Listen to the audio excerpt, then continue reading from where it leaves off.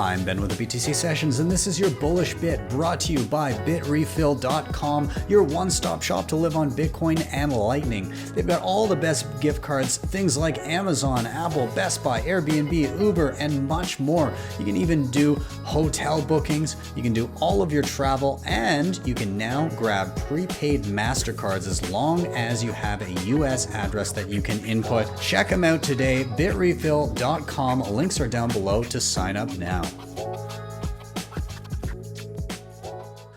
I think I'm bullish on Bitcoin, especially right now, because I don't see any other way to be. I don't think there's any optimistic path forward other than being bullish on Bitcoin. What I mean is that if we look at the world objectively over the last 4,000 years as a function of tech adoption curves and eras of political regimes, it doesn't matter how the political regime is structured. It's basically a set of rules that allocates resources, and those resources either grow or shrink as a function of population and technology efficiency per capita.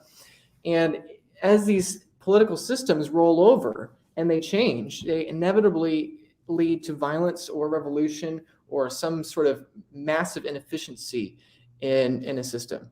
So, you know, if we could give 100 different examples of that, we could give Rome, we could give China and all of its dynasties, we could give all the powers of Europe, you know, Portugal and Spain and the Netherlands and the British and the French and the Germans and on and on and on. If we just look at the world objectively and the world today, what do we have? Well, we have the U.S., you know, the United States of America and our native political currency unit, the U.S. dollar, and it's worked for a long time. And so where we are today is that people think the US dollar is immovable, and that's just not true. The US dollar, as you know it, is barely 50 years old. Yeah, sure, it's the same numbers on a piece of paper. It looks the same, it feels the same, but fundamentally, again, forget the friction costs that you deal with your everyday life. Even if that's the same, the entire system fundamentally died and had a rebirth in 1971, and we were in this new era. And I don't know, maybe we have another 10 years, maybe we have another 20 years, maybe we have another 2 years. I have no idea.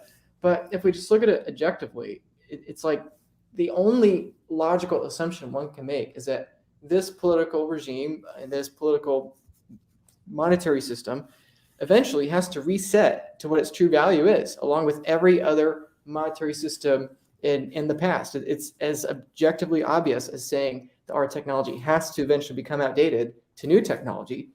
And so why am I bullish Bitcoin? Well, I would say it's because the only optimistic scenario I can think of, either we're heading towards some sort of major calamity or Bitcoin survives. And it's exciting that the more I look, the less weaknesses I see and the less weak points I see. So it makes me very optimistic, not just for Bitcoin, but also for the future and the millions of people that need us.